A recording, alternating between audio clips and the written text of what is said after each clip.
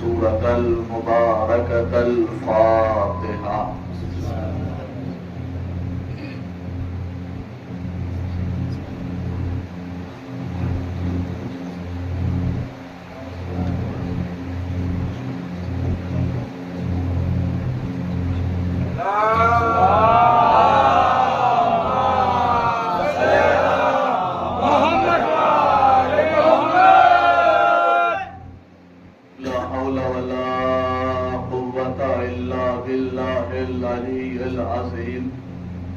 أعوذ بالله من الشيطان الرجيم. بسم الله الرحمن الرحيم. الحمد لله رب العالمين. الحمد لله الذي لا يبلغ مدحته القائلون ولا يحصي نعماءه العادون ولا يعدي حقه المجتهدون. الذي لا يدركه بعد الهمم ولا يناله غوص الفتن.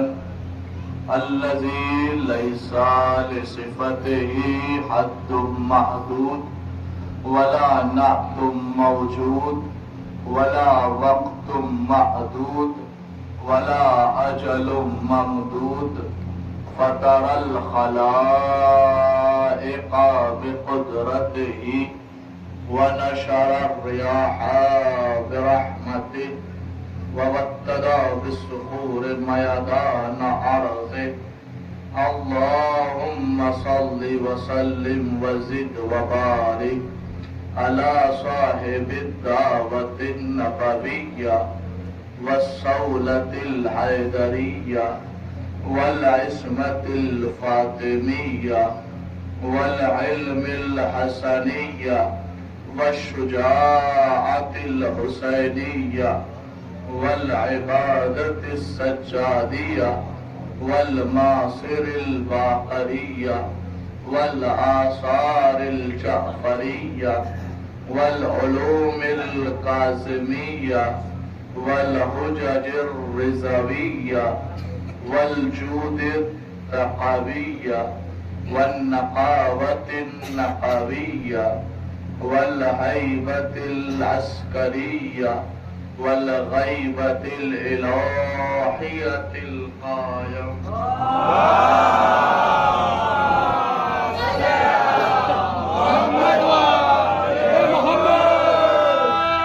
اللهم صل على مولانا علي بن موسى الرضا المرتضى الإمام التقي النقي وحجتك على من فوق الأرض ومن تحت الثرى الصديق الشهيد صلاة كثيرة تعمة زاكية متواصلة متواترة مترادفة كأفضل ما صليت على أحد من أوليائك.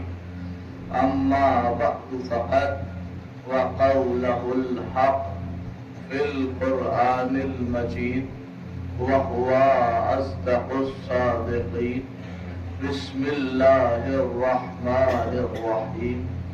وفي أموالهم حق للسائل والمحروم. صلوات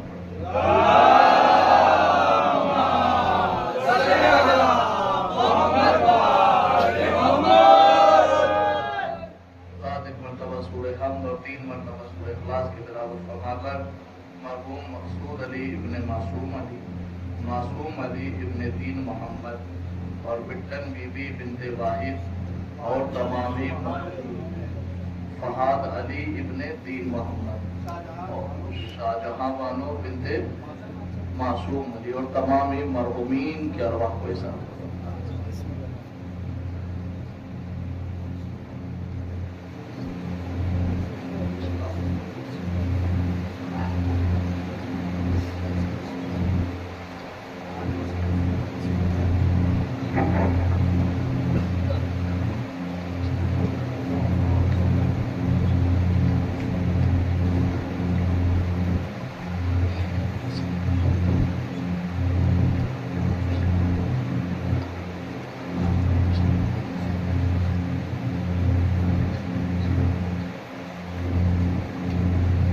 مقصود علی ابن معصوم علی ابن دین محمد، فہد علی ابن دین محمد، پٹن بی بی بنت واحد اور شاہجہاں بی بی بنت معصوم علی اور تمام مرحومین کی ارواح کو اس میں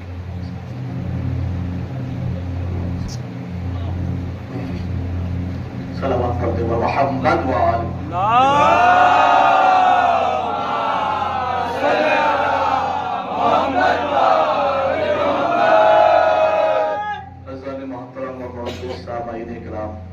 حاضرین مجلس و عزاداران سید الشہداء و ماتم داران مظلوم کربلا، دلوں میں محبت علی کے چراغ جلانے والوں، آنکھوں میں محبت حسین کی ٹھنڈک محسوس کرنے والوں، ابتدائی مجلس میں خدائے وحدہ لا شریک کی بارگاہ میں انتہائی سپاس گزار ہوں کہ اس خالق کائنات نے ایک مرتبہ پھر آپ کی دیارے محبت میں یہ موقع فراہم فرمایا کہ آپ کے اذہان عالیہ تک آپ کی پاک و پاکیزہ سماعتوں کے حوالے قرآن مجید کی آیات کے ذیل میں مناقب اہل بیت علیہم السلام بیان کر سکوں۔ یقیناً خدائے وحدہ لا شریک کے اس کرم کے فیض میں ایک مرتبہ آپ کے سامنے حاضر ہوا اور کوشش یہ کر رہا ہوں کہ گفتگو جو ہے وہ ایسی جامع اور معنی ہو کہ جو مختصر وقت میں اور بہت ہی اہم معروضات اپنے دامن میں سمیٹے ہو۔ لہذا مزاج آپ جانتے ہیں کہ میں ابتدا بھی قرآن سے اور انتہا بھی قرآن سے، لہذا تمہید میں زیادہ نہیں روکنا ہے، بس ایک طرف اشارہ کرنا ہے مجھے۔ لوگ یہ سوال کرتے ہیں کہ صاحب آپ صرف قرآن ہی سے کیوں پڑھتے ہیں، حدیث سے کیوں نہیں پڑھتے؟ تو میرا جواب یہ ہے کہ میں صرف قرآن سے اس لیے پڑھتا ہوں کہ حدیث جب میں پڑھوں گا تو علی کے دشمن کو حدیث سننے کے بعد فرار اختیار کرنے کا موقع مل سکتا ہے۔ حدیث سننے کے بعد فرار کا موقع مل سکتا ہے۔ ہو سکتا ہے یہ کہہ دے کہ یہ ضعیف ہے، ہو سکتا ہے یہ کہہ دے کہ یہ آپ کی کتابوں میں ہماری کتابوں میں نہیں ہے، ہو سکتا ہے یہ کہہ دے کہ راوی صحیح نہیں ہے، لیکن جب قرآن کی آیتیں پڑھی جائے گی تو کون ہے ایسا جو قرآن کی آیت کا انکار کر دے؟ چونکہ قرآن کی ایک آیت کا انکار کرنا بھی کفر ہے اور قرآن کے ایک نقطے کا انکار کرنا بھی کفر ہے۔ دنیا میں کوئی بھی، میں کہتا ہوں آپ کہیے جس کتاب سے کہے میں پڑھنے کو تیار ہوں، لیکن میری شرط یہ ہے کہ کوئی ایسی کتاب لا کے دیجیے کہ جس کتاب کے رائٹر نے، مصنف نے، لیکھک نے یہ ذمہ داری لی ہو کہ ہمارے اس کتاب میں کوئی غلطی نہیں ہے۔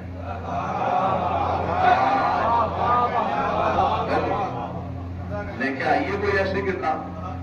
اللہ، میں کہہ رہا ہوں دنیا کے کسی رائٹر، کسی لیکھک، کسی مؤلف، کسی مصنف نے اپنی کتاب میں یہ ذمہ داری نہیں لی ہے کہ میری کتاب میں ہر چیز موجود ہے یا میری کتاب میں کوئی کمی نہیں ہے، کوئی کاستی نہیں ہے، A to Z صحیح ہے، الف سے یہ تک صحیح ہے۔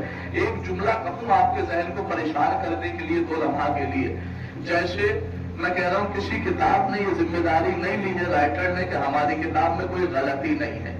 اب میں حافظ قرآن ہونے کی حیثیت سے ایک جملہ کہہ رہا ہوں لمحہ بھر کے لیے آپ کے ذہن کو پریشان کرنے کے لیے کہ جس طریقے سے دوسری کتاب کے رائٹر نے کوئی ذمہ داری نہیں لی ہے، یہ نہیں لکھا کہ ہماری کتاب میں کوئی غلطی نہیں ہے، میں حافظ قرآن ہونے کی حیثیت سے کہہ رہا ہوں کہ قرآن کے پہلے پارے سے تیسرے پارے تک، سورہ حمد سے سورہ ناس تک، قرآن کے پہلے حرف سے حرف آخر تک آپ کو قرآن میں کہیں یہ نہیں ملے گا کہ ہمارے اس قرآن میں کوئی غلطی نہیں ہے۔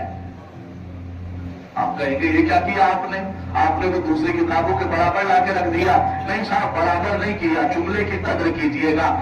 جیسے دوسری کتابوں میں کہیں نہیں لکھا کہ ہماری کتاب میں کوئی غلطی نہیں ہے، اللہ نے بھی پورے قرآن میں کہیں نہیں کہا کہ میری کتاب میں کوئی غلطی نہیں ہے، بلکہ اللہ نے کہا سورہ بقرہ آیت نمبر 2 پارہ نمبر 1 صفحہ نمبر 2 میں بسم اللہ الرحمن الرحیم ذالک الکتاب لا ریب فیہ۔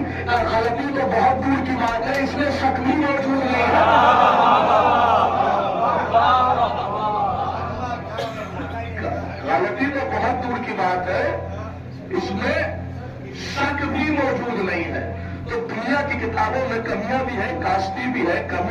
خامی بھی ہے اور دنیا کی کتابوں میں نقص بھی ہے، عیب بھی ہے، ریب بھی ہے، لیکن اللہ کے قرآن کے لیے ارشاد ہوتا ہے قرآنً عربیًا غیر ذی عوج۔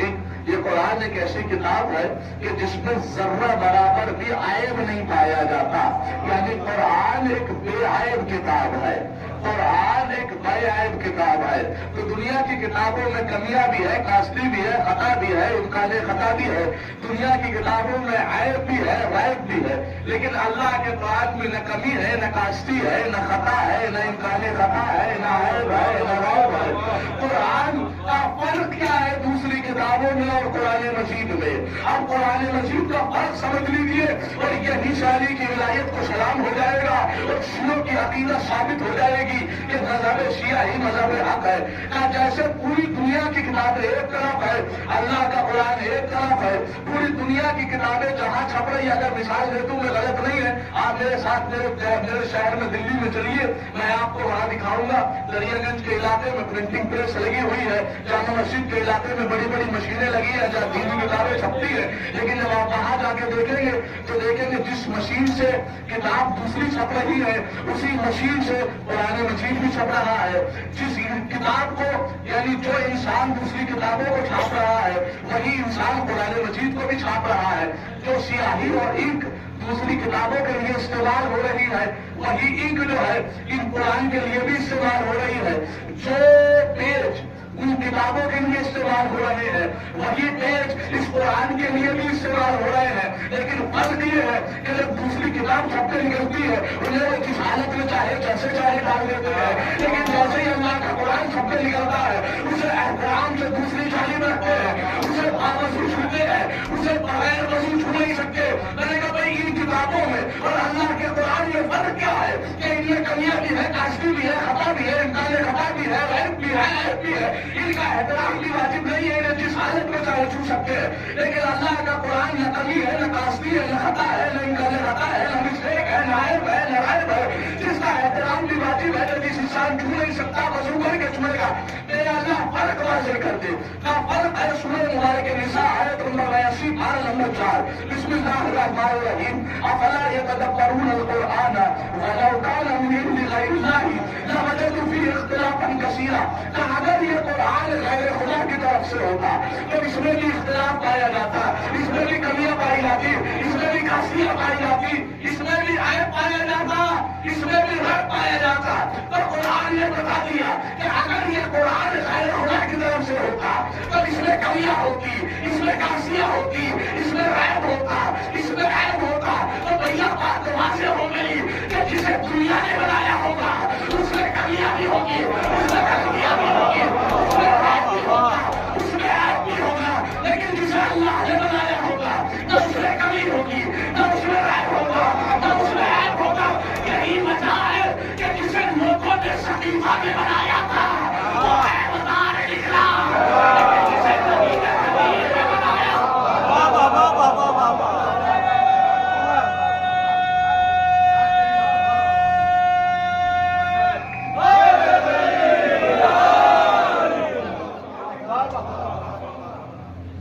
جسے لوگوں نے غدیر میں جسے لوگوں نے شقیقہ میں بنایا اس میں کمیاں بھی تھی، کاشتیاں بھی تھی، چونکہ جو اللہ بنائے گا وہ A to Z کامل ہوگا۔ جو اللہ بنائے گا، چونکہ قرآن کو دیکھیے، قرآن کا دعویٰ یہ ہر چیز کا علم قرآن مجید میں موجود ہے۔ تو جب اللہ بنائے گا تو اتنا بڑا علم ہوگا کہ ممبر سے سرونی کا دعویٰ کرے گا، اسے لوگ بنائیں گے، اس سے اگر غلطی سے بھی کسی نے پوچھ لیا تو کہے گا رکو میں سے پوچھ کے آ رہا۔ تو فرق سمجھئے، قرآن اللہ کی کتاب، دنیا کی ساری کتابیں یہ دنیا والوں نے لکھا، ان کا احترام واجب نہیں ہے، انہیں چاہے جس حالت میں چھو سکتے ہو، لیکن جو اللہ کی کتاب ہوگی اس کو چھونے کے لیے وضو کی شرط ہے، طہارت کی شرط ہے۔ اب جملہ سننے میں جملہ آئے گا نہ جائے، دنیا کی ساری کتابیں ذہن میں لے کے آؤ، ایک طرف اللہ کا قرآن لے کے آؤ جس کے لیے شرط ہے کہ پاک ہوگے تو قرآن تک پہنچو گے، نجاست قرآن تک نہیں پہنچ سکتی۔ اب جملہ سنیے کہ جتنا فرق دنیا کی کتابوں میں اور اللہ کے قرآن میں ہے اتنا اتنا ہی فرق سقیفہ والے اور خطیر والے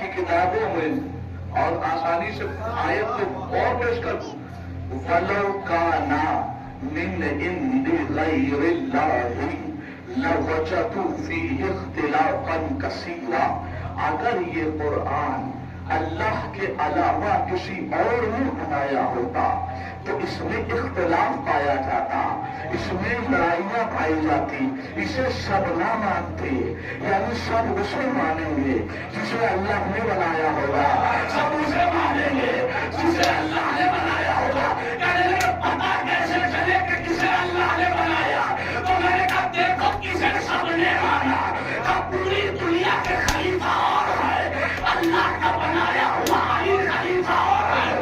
بھائی علی کو ماننا سب کی مجبوری ہے، مانا سب نے ہے، چاہے کسی نے پہلا مانا ہو یا بابا بابا بابا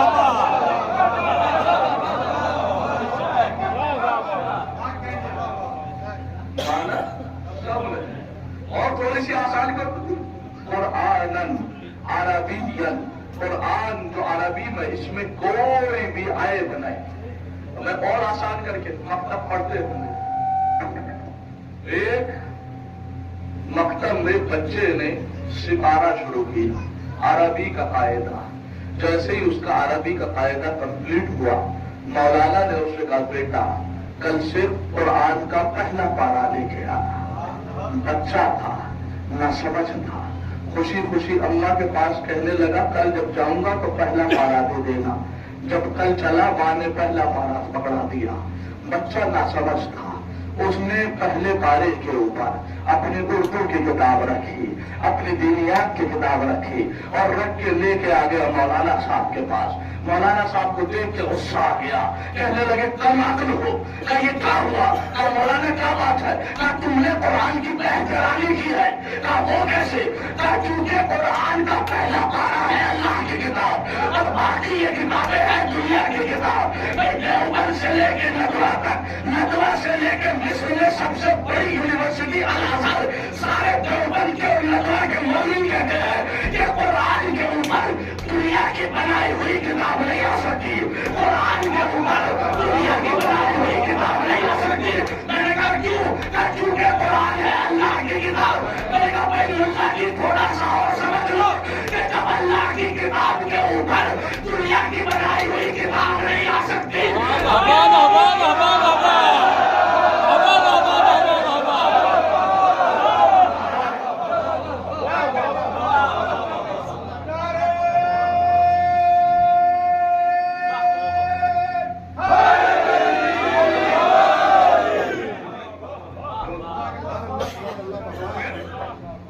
دنیا کا بنایا ہوا کیسے آ سکتا ہے؟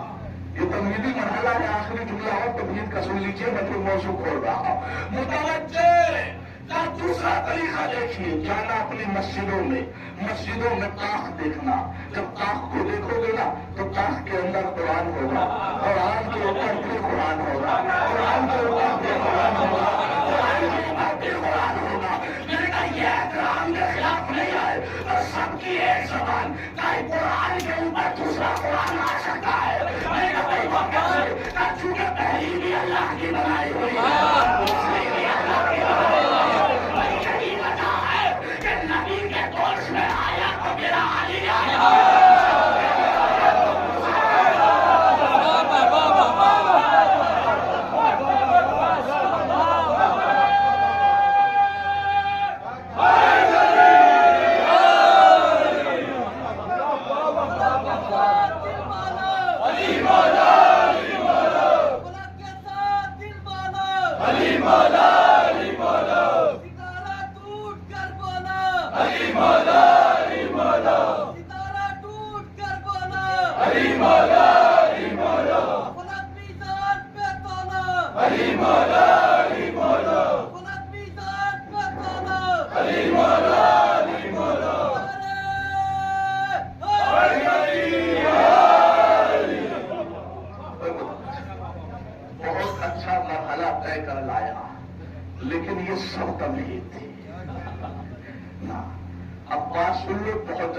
ساتھ سے بات ختم کر دوں گا۔ قرآن مجید کا 26واں پارہ سورہ مبارک الذاریات آیت نمبر 19 ارشاد ہوا، بسم اللہ الرحمن الرحیم، وفی اموالہم حق للسائل والمحروم۔ آیت کا ترجمہ کروں گا، جو موضوع تک پہنچ جائے اس کا اپنا مقدر ہے، جو نہ پہنچا اسے بھی پہنچا کے جاؤں گا، تشنا نہیں چھوڑوں گا۔ وفی اموالہم، اللہ قرآن میں کہہ رہا ہے مومنین کے مال میں حق ہے، للسائل والمحروم، مانگنے والے سائل کا بھی اور نہ مانگنے والے ضرورت مند کا بھی۔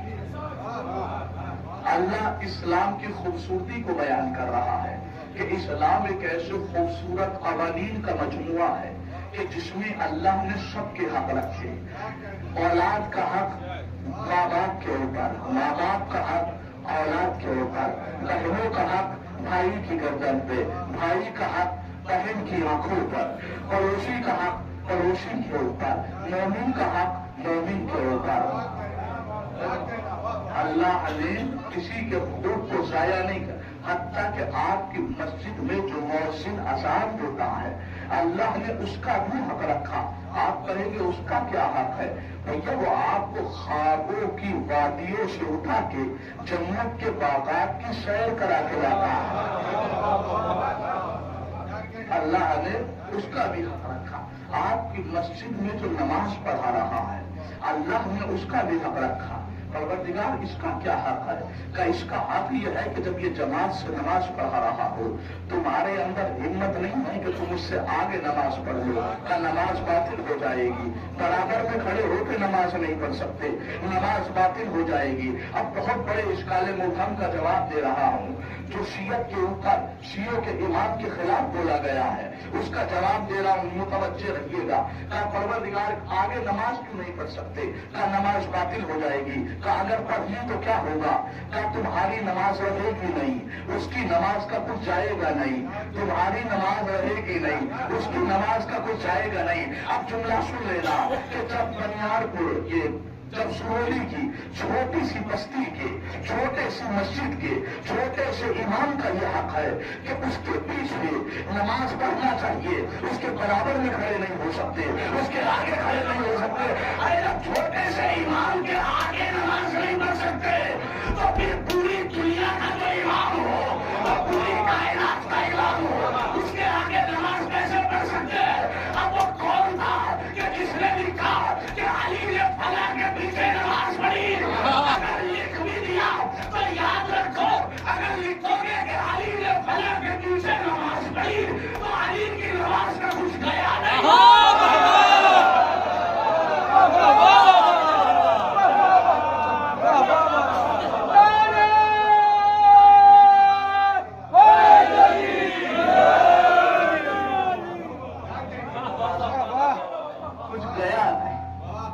نماز کا کچھ بچا نہیں، یہ حقیقت ہے۔ متوجہ تو اللہ نے سب کے حق رکھے۔ کا مسئلہ میری جیب میں 500 روپے ہے، میں مثال دے رہا ہوں، حالانکہ زیادہ ہے لیکن مان لیجیے 500 روپیہ ہے۔ اب میں گلی سے باہر نکلا، سرولی مجلس پڑھ کے جیسے ہی روڈ پہ ہائی وے پہ پہنچا، ایک بندہ مومن ملا جس کے چہرے کا رنگ متغیر تھا۔ کہنے لگا مولانا صاحب 2 دن سے گھر میں فاقے ہو رہے ہیں، کچھ کھایا نہیں ہے۔ تحقیق کی تو بات سچ تھی، وہ کہنے لگا کچھ دے دیجیے۔ اب میری جیب میں جو میرے 500 روپے ہیں، میں نے کہا پروردگار میں نے پسینہ بہا بہا کے مجلسیں پڑھ پڑھ کے نقطے مار مار کے پروردگار محنت سے کمایا ہے۔ کہ کمایا تم نے ضرور ہے لیکن حق اس کا بھی بنتا ہے۔ کمایا تم نے ضرور ہے، حق اس کا بھی بنتا ہے۔ پروردگار اس کا کیوں حق بنا؟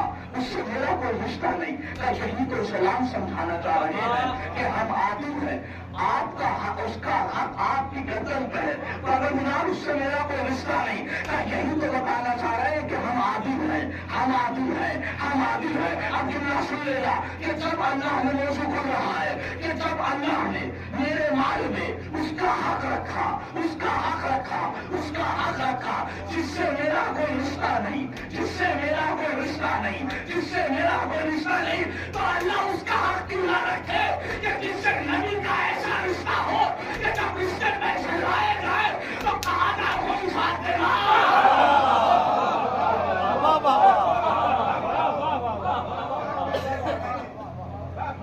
فاطمہ و ابوہا و بالوہا و بنوہا.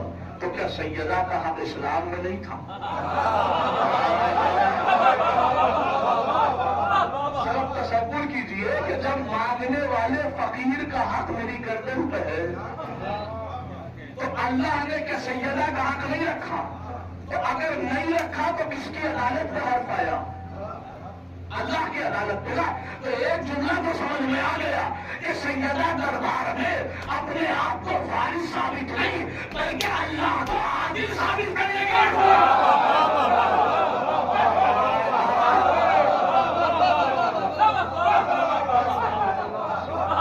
اللہ کی عدالت اللہ کی عدالت کو بچانے کے لیے. تو یہی وجہ ہے کہ فلک کے منکر کے آج تک اصول دین میں عدل ہونے پر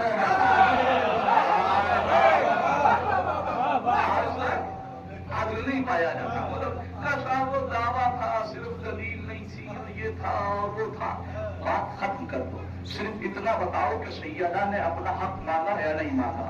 تو سنن نسائی, صحیح مسلم, صحیح بخاری, صحیح ابن داؤد, حاکم نیشاپوری کی تفسیر نیشاپوری, تمام کتابوں کی ذمہ داری لے کے کہہ رہا ہوں کہ سب نے لکھا کہ سیدہ حق مانگنے دربار میں گئی.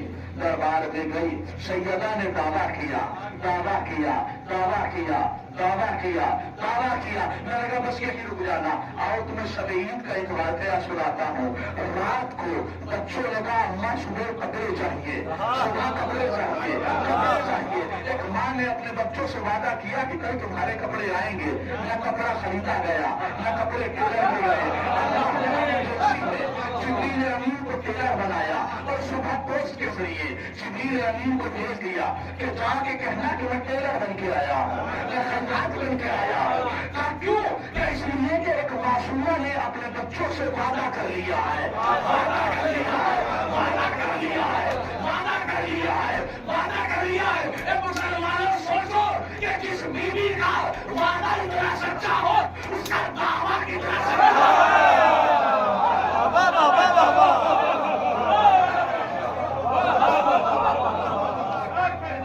جس بیوی کا وعدہ اتنا سچا ہو اس کا دعویٰ کتنا سچا ہو. ساری بات چھوڑتے ہو, ایک اہم گفتگو مجھے کرنی ہے. کہا صاحب ساری بات چھوڑیے. کہا نہیں, مسئلہ یہ ہے کہ اگر انسان سیدہ کو معصومہ مانتا ہے تو کوئی معصوم کے دعوے کے لیے دلیل کی ضرورت ہی نہیں ہے. اٹھائیے قرآن مجید, اشارہ دے رہا ہوں. قرآن مجید کا 16واں پارہ سورہ مبارکہ مریم آیت نمبر 28, 29, 30.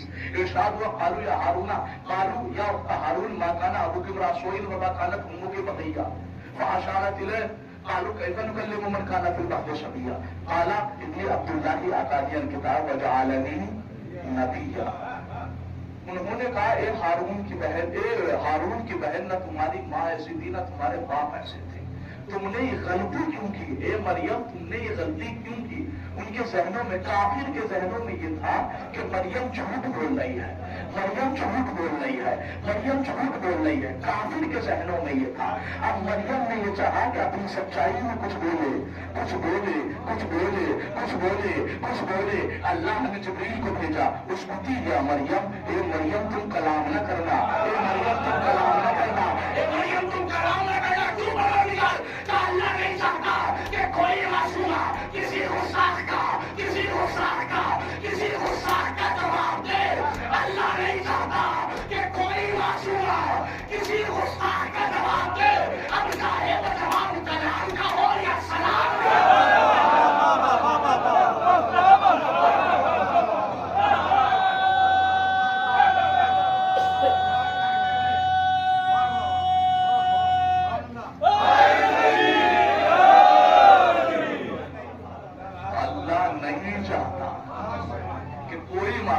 کسی کا جواب دے. متوجہ, ساری بات چھوڑتے ہوئے ایک اہم فکر پیش کر رہا ہوں. تو جناب مریم کے بیٹے نے 3 دعوے کیے. میں اللہ کا بندہ ہوں, کتاب لے کے آیا ہوں, نبی بن کے آیا ہوں. کسی کافر نے نہیں کہا کتاب لے کے آئے ہو تو پڑھ کے سناؤ, جبکہ 30 سال بعد انجیل نازل ہوئی ہے.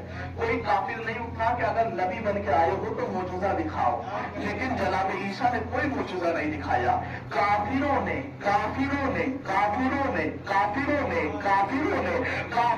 مریم کے بیٹے کے 3 دعوے بغیر دلیل کے مان لیے. کافروں نے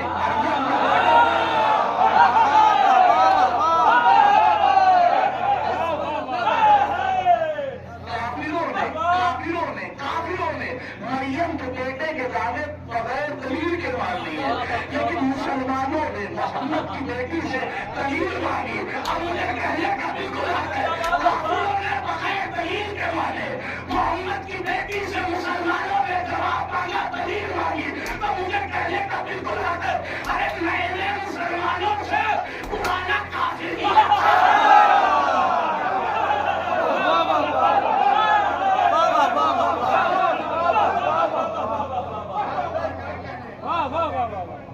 مریم سچ بول رہی ہے. ایک جملہ اور اس کا سن لیجیے, پھر میں سچ بتاؤں کہ سچ کسے کہتے ہیں اور صدیق کسے کہتے ہیں. بھائی متوجہ, میں چاہ رہا ہوں آپ کی بارگاہ میں تحفہ دے کے چلا جاؤں. کہا سچ کا مریم سچ بول رہی ہے. کیسے پتا چلا؟ کہا اس لیے کہ عیسیٰ علیہ السلام نے اپنی ماں کے فضائل نہیں پڑھے. عیسیٰ کو کہنا چاہیے تھا میری اماں سچ بول رہی ہے. کہنے لگے میں اللہ کا بندہ, میں کتاب لے کے آیا, میں نبی بن کے آیا. ارے عیسیٰ اماں کے بارے میں بتاؤ کہ تمہاری ماتا سچی ہے. کہا نہیں, چونکہ میں نے کہہ دیا وجعلنی نبیّا, میں نبی بن کے آیا ہوں. تو نبی ہوتا ہے معصوم, تو جو معصوم کی ماں ہوگی وہ ہمیشہ سچی ہوگی. جو معصوم کی ماں ہوگی. ارے مسلمانوں سوچو, جو ایک معصوم کی ماں ہو, جب کوئی کی سچی ہے تو جو 11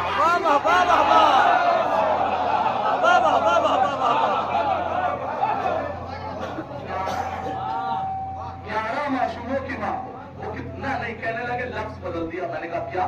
کہ وجعلنی نبیّا, قرآن کی آیت میں تھا کہ میں نبی بن کے آیا. تو جو نبی کی ماں ہوگی وہ سچی ہوگی, جو نبی کی ماں ہوگی وہ سچی ہوگی. یہ جملہ پڑھتا رہا میں, جو نبی کی ماں, نبی کی ماں, نبی کی ماں, نبی کی ماں.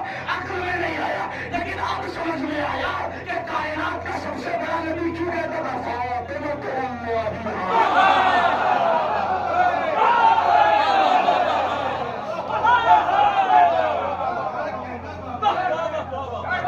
سب سے بڑا نہیں, دنیا نے جیسے کربلا کے لیے ایک جملہ پڑھا جاتا ہے نا کہ آپ ایک بادشاہ کی جگہ ایک بادشاہ سے تھی, باپ کو زیادہ نہ بڑھایا جائے. ایسے ہی کچھ لوگ فتح کے لیے کہہ رہے ہیں, خدا ان کی زبانوں پہ لعنت نازل فرمائے. وہ کہتے ہیں کہ ایک صدیق کی جنگ ایک صدیقوں سے تھی, لہٰذا یہ بات نہ کی جائے. میں نے کہا تم نے قرآن پڑھا ہے کہ صدیق کسے کہتے ہیں؟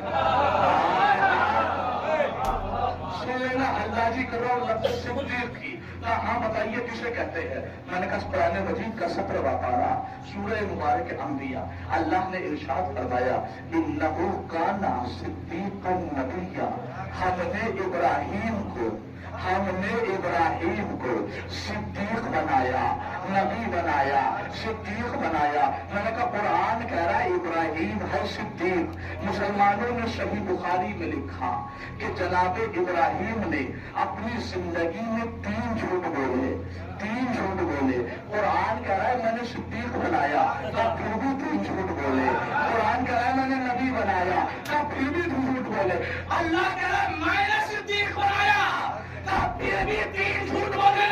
میں نے کہا لے کے آؤ بخاری اور مفتی کے سر میں رکھو. قرآن کہہ رہا ہے میں نے صدیق بنایا, مفتی کہہ رہا ہے 3 جھوٹ بولے. تو کم سے کم عقل تو سمجھ میں آ گئی نا ان کی کہ جب ان کی عقل کے مطابق اللہ کا بنایا ہوا صدیق 3 جھوٹ بول سکتا ہے, تو جسے جھوٹوں نے صدیق بنایا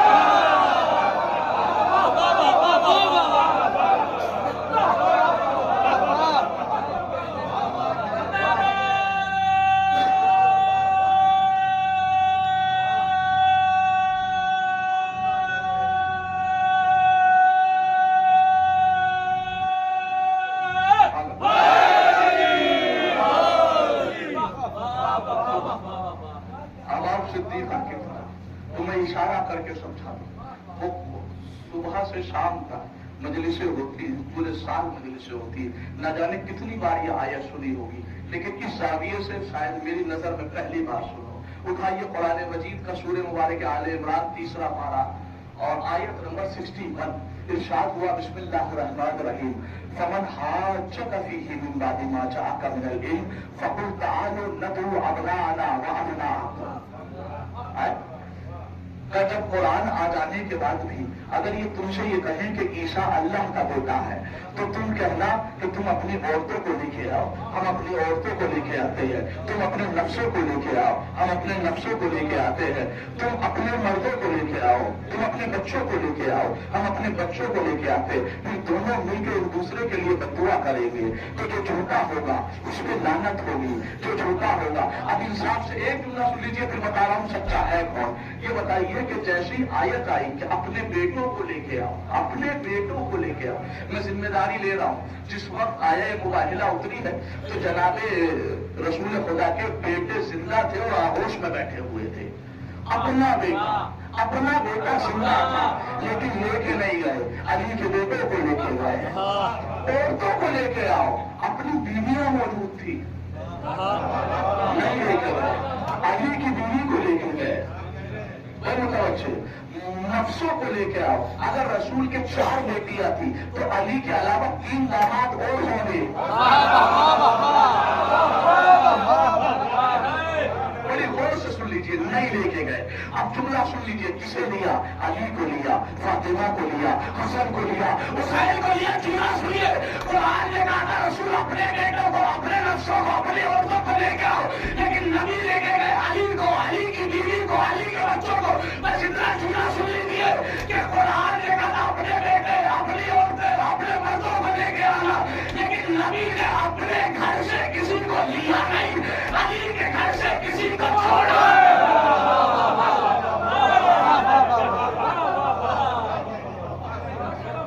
किसी को लिया। तो सवाल ये था कि किसी बदअकीदा मुसलमान से भी जाके पूछोगे ना कि साथ बताइए कि अगर रसूल खुदा करना क्या था मुबाहिला है, सिर्फ लानत कर दी, क्या करना था? बद्दुआ करनी थी।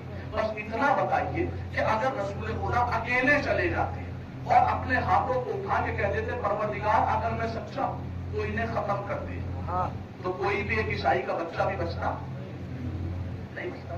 आप तो खुशअकीदा मोमिनीन है, मैं कह रहा हूं बदअकीदा मुसलमान से पूछो, वो भी ये कहेंगे नहीं बचता, नहीं बचता, नहीं बचता। रसूल खुदा जब अकेले बद्दुआ करने के लिए काफी थे, फिर हसन हुसैन अली और फातिमा को क्यों लेके गए? कल मसला बद्दुआ का नहीं था, बद्दुआ तो करनी ही नहीं थी। मसला बद्दुआ का नहीं था, फिर अली, फिर फातिमा, फिर हसन हुसैन को क्यों लेके गए? का मसला बद्दुआ का नहीं था, परवरदिगार, फिर का मसला ये था कि सच्चों को मैं सलवाना था।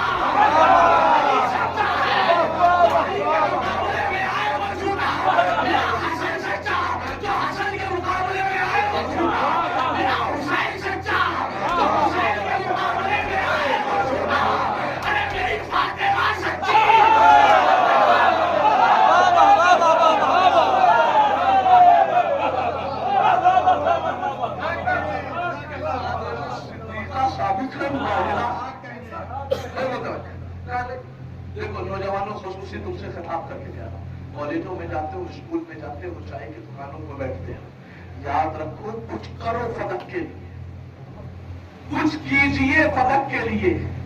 रोज़े महशर जब जनाब सैयदा आपसे ये सवाल करेगी क्या तुमने मेरे फदक के लिए कुछ किया, जवाब दे पाओगे? 4 आदमियों में बैठो तो फदक की बात है, क्योंकि ये ऐसा फिल्म है जिसकी हकीकत को सुनने के बाद इंसान फौरन चेंज हो जाता है। अब तरीका मैं बताता हूँ कि तुम्हें करना कैसे है। वही मुतवज्जे, एक मुसलमानों का बहुत बड़ा इमाम है जिसका नाम है इमाम आजम, सुना है नाम? इमाम आजम यानी अबू हनीफा। दाढ़ी सफेद हो गई, कमर झुकने लगी, बूढ़े हो गए। किसी ने पूछा आपकी उम्र कितनी है? कहने लगे 2 साल। तो 2 साल क्यों बता रहे हैं? وہ 2 سال کیوں؟ 2 سال اس لیے کہ وہ 2 سال جو میں نے چھٹے امام کی شاگردی میں گزاری ہے، اگر وہ 2 سال میری زندگی سے نکال لیا جائے تو کچھ بچتا نہیں۔ شاگردی امام کی تھی لیکن مخالفت بھی امام کی فضل کا انکار کر دیا۔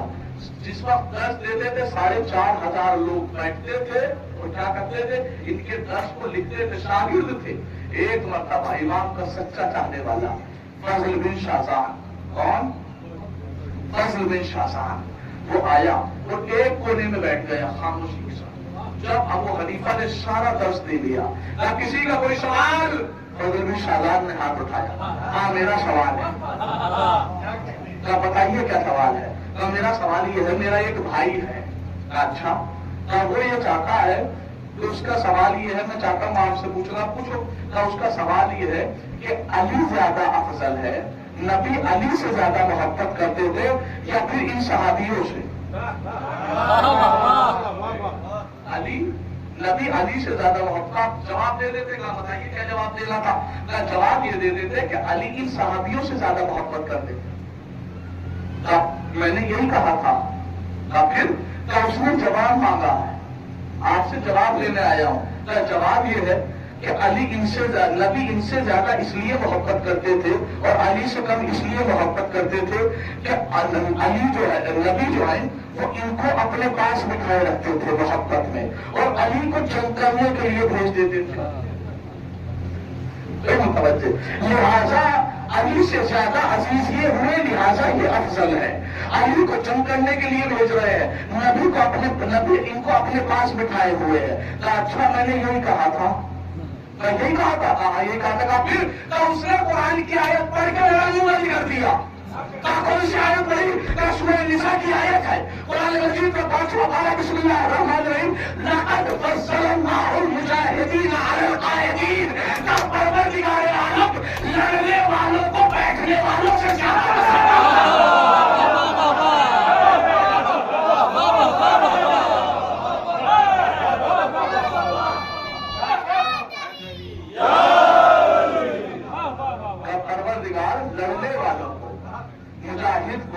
بیٹھنے والوں سے زیادہ پسند کرتا ہے۔ اچھا، دوسری دلیل دے دیجیے، جا کے دے دوں گا۔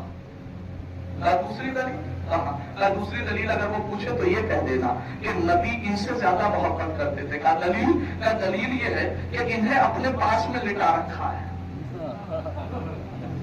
علی کو دور لٹایا نجف میں، انہیں اپنے پاس میں لٹایا۔ علی کو نجف میں لٹایا، انہیں اپنے پاس میں لٹایا۔ علی کو نجف میں لٹایا، بالکل میں نے یہی کہا تھا۔ پھر اس نے پھر آیت پڑھ دی، کون سی آیت پڑھی؟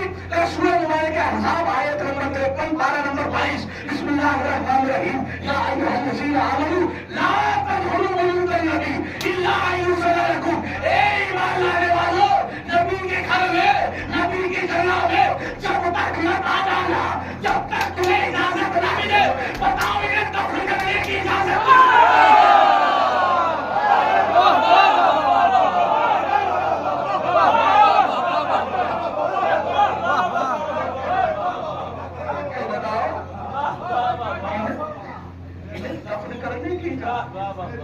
اجی مولوی صاحب گھوم گئے، کہنے لگے اچھا کا جواب دے دیتے، کہا بتائیے کیا جواب دینا تھا؟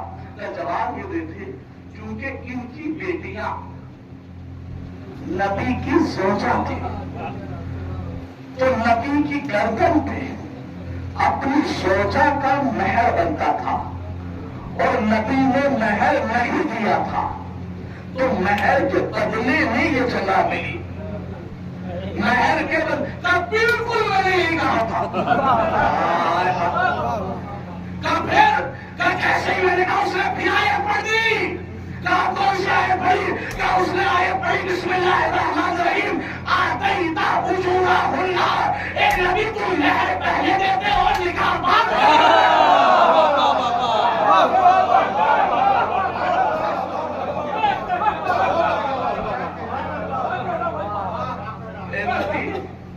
آپ مہر پہلے دیتے، نکاح بعد میں کرتے۔ اب کہے پھر کوئی دلیل اور کا ایک ہی نفی ہے، کا وہ بھی دے دو. کا دلیل یہ ہے کہ ان کی بیٹیاں نبی کی زوجہ تھی، لہذا نبی کے جانے کے بعد جو نبی کی میراث بچی یہ میراث کی مالکہ تھی. ان کو میراث ملی، ان کو میراث ملی، ان کو میراث ملی، ان کو میراث ملی، ان کو میراث ملی، ان کو میراث ملی. تو میں نے ایگزیکٹلی یہی کہا تھا. تب پھر کیا ہوا جب وہ اندر گیا اور بخاری اٹھا کے لے آیا اور بخاری میں باتیں میراث نکال کے مجھے دکھایا کہ جب نبی کی بیوی کو 8ویں میراث ملی ہے کہ شریعت محمدی میں اگر شوہر مر جائے تو بیوی کو 8واں حصہ ملتا ہے اور بیٹا اور بیٹی کو پہلا حصہ ملتا ہے. کہ سنو جب بیوی کو 8واں حصہ ملتا ہے کہ جب 8ویں حصے والی بیوی کو میراث مل گئی تو سیدہ کو فتح کیوں نہیں ہوئی؟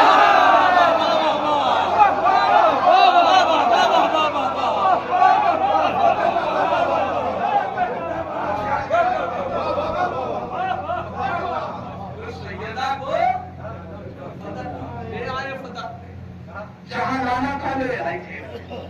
سیدہ کو کیونکہ بیوی کا حصہ ہے 8واں. جب 8واں حصہ بیوی کو ملے گا تو یہ بتائیے جب بیٹی کا پہلا حصہ ہے اسے کیوں نہیں ملا؟ اب فضل بن شاذان کہتا ہے سنو ہے کوئی جواب؟ کہ نہیں ہے. کہ تو پھر اس نے جواب دے کے بھیجا ہے. جواب سن لیجیے، مجلس ختم کر رہا ہوں. کہ اس نے جواب دے کے بھیجا ہے، اس نے جواب دے کے بھیجا ہے، اس نے جواب دے کے بھیجا ہے. کہ وہ کیا جواب دیا ہے؟ کہ سنو چونکہ فتح ہے میراث فاطمہ، میراث نبی، فتح ہے حق زہرا، لہذا مسلمانوں کو چاہیے چونکہ اگر میراث کو مانیں گے تبھی تو ان کی تدفین جائز ہوگی نا تو تدفین ہی حرام ہو جائے گی.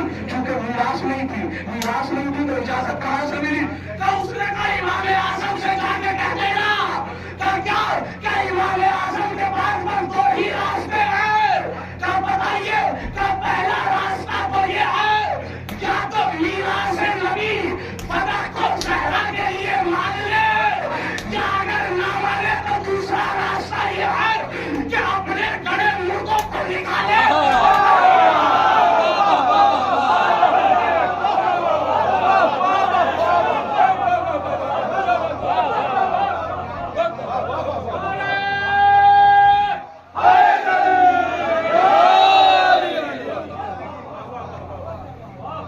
گڑے مردوں کو نکالے اور کہیں اور لے جا کے دفن کرے. علی کے چاہنے والوں نے مردے بھی گڑے ہوئے نکلوا دیے. تو یاد رکھیے آپ بھی چاہنے والے بنیے. لہذا کیسے بننا ہے؟ 4 راہوں پہ جاؤ. کبھی دنیا کی باتیں کرتے ہو، دنیا کی باتوں سے بہتر یہ ہے کہ سیدہ کے حق کی بات چلے. آج اگر جتنا بیوی کا حق عام کرو گے اتنی زیادہ شیعت پھیلے گی. میں صرف مجلسوں میں واہوائی نہیں لوٹ رہا، میں ہمیشہ وہ دلائل آپ کے بارگاہ میں پیش کر رہا ہوں کہ جس سے فخر ہوتا ہے کہ ہم شیعہ ہیں. نوجوانوں سیدہ کل بھی مظلوم تھی، آج بھی مظلوم ہے. ذرا سوچئے دنیا کی قبریں آباد ہے، سیدہ کی قبر کچھ نہیں ہوئی. ہم بڑی دوپہری میں ٹھنڈک میں لیٹتے. ذرا تصور کرو کہ نبی کی بیٹی کی قبر کب کے صحرا میں پڑی. اجر و اداکاروں خاندوادے اہل بیت میں 3 بیویاں ایسی ہیں جو وقت سے پہلے زندہ ہوئے. کون؟ پہلی بیوی سیدہ 18 سال کی عمر میں زندہ. اور آسان کر دوں، بالکل آسان کر کے پڑھ دوں. سیدہ دربار میں جانے سے پہلے بال سیاہ آتے، دربار سے واپس آتے آتے زندہ. دوسری بیوی ہے سکرا جو 9 سال کے سن میں کمر پکڑ کے چل رہی تھی بہت بڑا سا کیوں کا بابا کی جدائی نے مار ڈالا اکبر کی جدائی نے ضعیفہ اور تیسری بیوی کے مصائب نہ چھڑ گئے تیسری بیوی ہے سکینہ عشاء کی یتیم بچی 4 سال کے سن میں سیدہ کی تسلیوں نے گوشت چھوڑ دیا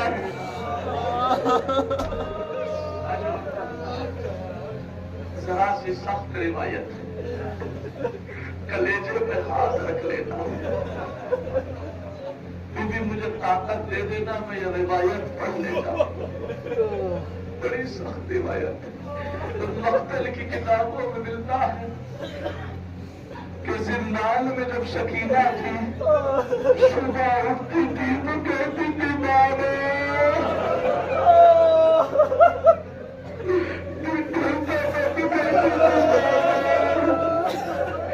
رات ہوتی تھی تو ایک ہی آواز دیا کرتی تھی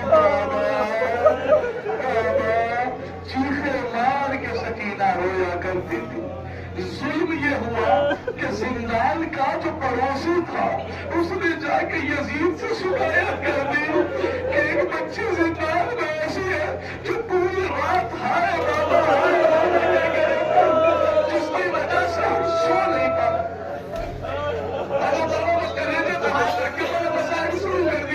روایت کہتی ہے کہ اتنا سنا تھا یزید نے ایک سپاہی کو بھیجا سپاہی قافیہ لے آتا ہوا آیا اب جیسے زندان میں پہنچا سید سجاد کے پاس آ کے کہتا ہے سجاد وہ بچی کون ہے جو رات میں ہائے بابا کہتے ہو سکینہ نے اس کے ہاتھ میں تازیہ کر دے گا میں اپنی اماں کے پیچھے گئی میں اپنی اماں کے نام میں ایک بار بچا لیجیے اماں اس کے ہاتھ میں تازیہ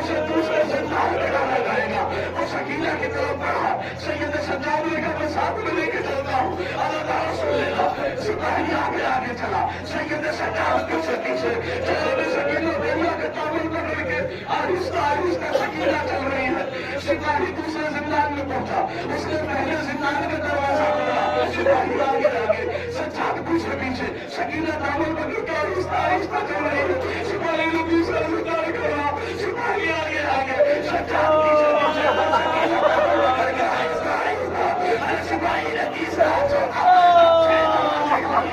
ایک مرتبہ سپاہی نے بدن کے پیچھے ہٹایا یہ سجاد یہ ساتھ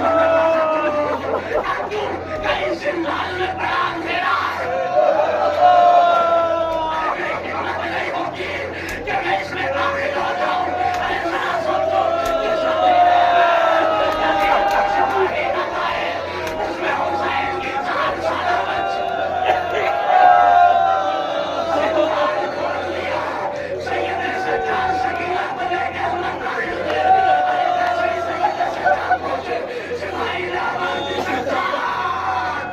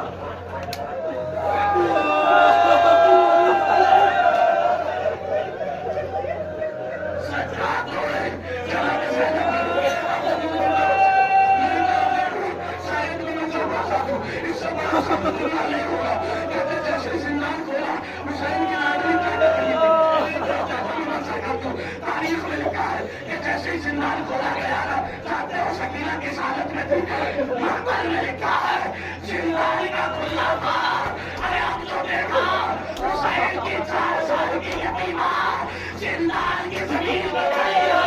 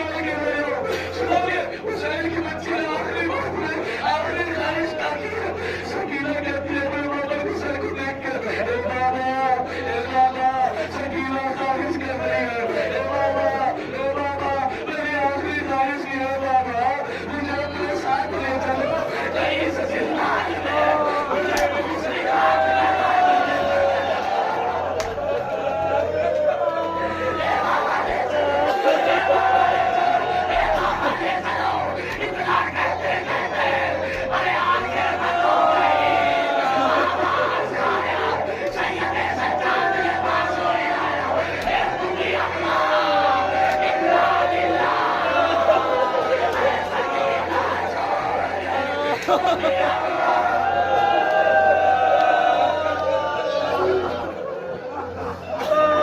ha ha!